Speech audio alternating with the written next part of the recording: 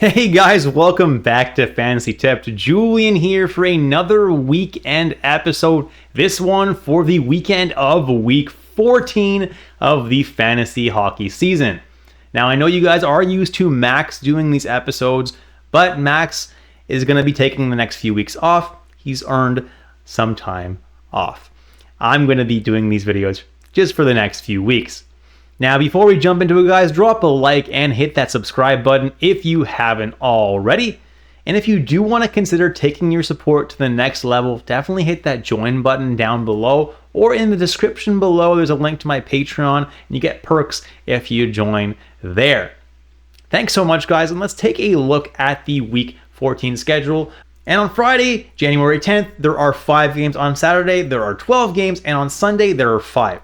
So yeah, Saturday is pretty busy, but there's still a chance that you have room in your lineup. So if you do want to stream a player for both Friday and Saturday, or Saturday and Sunday, I got you covered in this video. Now, just a note, guys, that if I do list a player in this video that does end up being injured, it's because I'm recording this a little bit more in advance than I would normally have to. But just obviously jump over that player and do your fact checks to make sure that they're still on the same line as I am noting in this video. All right, so if you want to stream a player for Friday and Saturday, your options are Chicago, LA, San Jose, Utah, Vancouver, Washington, and Winnipeg.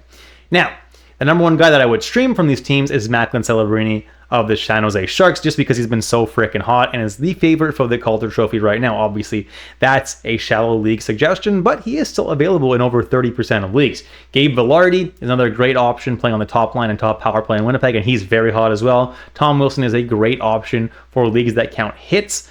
Sherwood, same thing. If you count hits in your league, he offers an insanely safe floor. Jake Wallman is great. Top power play for San Jose as soon as he's healthy. Hopefully when this video comes out, he is healthy, which is why I included him here. Jake DeBrusk, top line and top power play in Vancouver.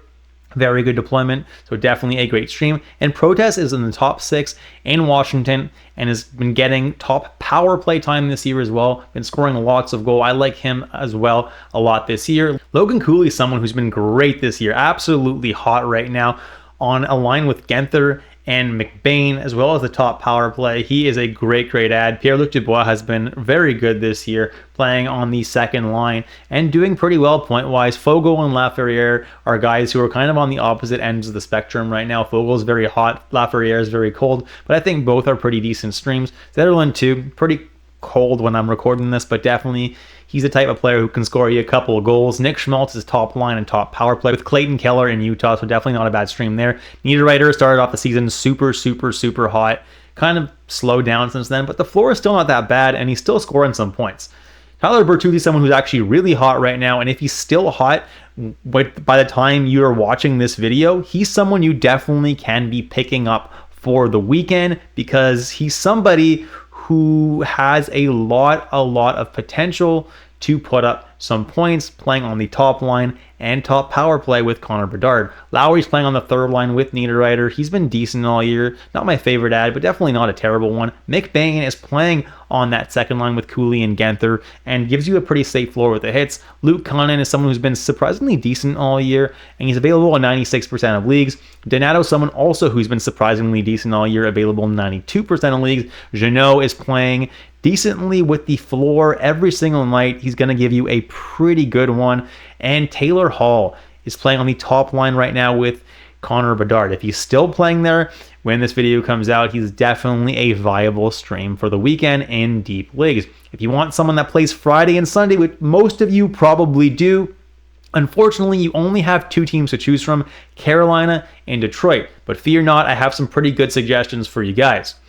First off is Patrick Kane. He is back and on fire ever since they changed coaches. He seems to be back, and he's someone who you can not just stream for these 2 games, but probably hold on to as long as he's playing the way he currently is. Jack Roslovic is playing on the top line with Sebastian Aho right now, and as long as he's hot, he's a very decent stream for this weekend. Ty Smith is a good one as well, because Ty Smith is playing on the top power play as long as Shane Gostisbehere is out of commission, and he hasn't been too bad. Jordan Martinook has kind of been tossed around the lineup second, third line, even fourth line, but he has been decent with the floor all year, scoring some points as well. Simon Edvinsson has been scoring some points as well, but mostly a decent floor. Andrew Kopp is actually playing on the second line right now with DeBrincat, who's red hot right now, so he definitely has the potential of putting up points.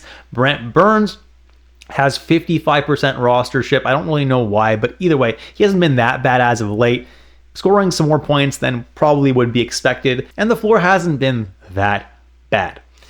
JT Compher is on the third line, so not my favorite option. Same with Vladimir Tarasenko, but both definitely have the potential of putting up points. William Carrier is actually a fourth liner in Carolina, but actually probably has the safest floor out of anybody on this page because he does hit quite a bit. Joe Veleno is actually playing on the top line with Dylan Larkin, making him a pretty decent option as well. Jordan Staal and Dmitry Orlov are guys who can give you a bit of a floor in Carolina. Really not great options though, and same with Ben Sherratt, a bit of a floor, but really not a great option there as well. For Saturday and Sunday, if you want to stream a player, you're going to be looking at Anaheim, Dallas, Minnesota, Ottawa, Pittsburgh, Seattle, Tampa Bay, and Vegas.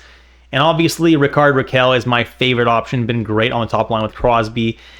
And top power play with Crosby has been really, really excellent all year.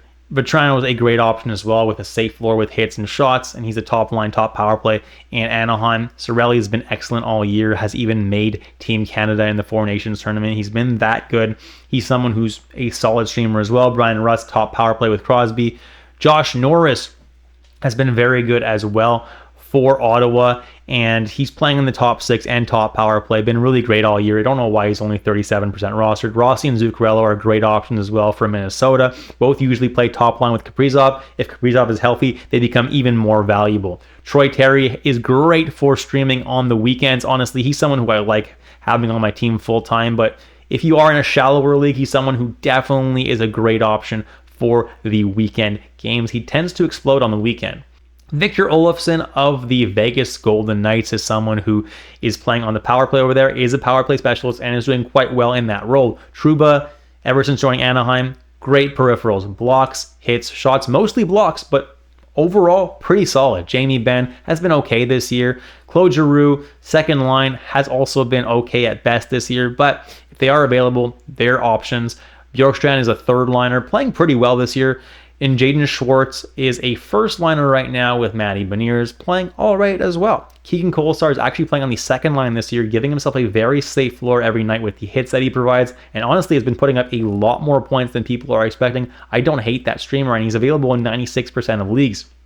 William Karlsson is also playing on the second line right now in Vegas. Hasn't been too bad this year. A little bit less of a safe floor than Keegan Kolesar though.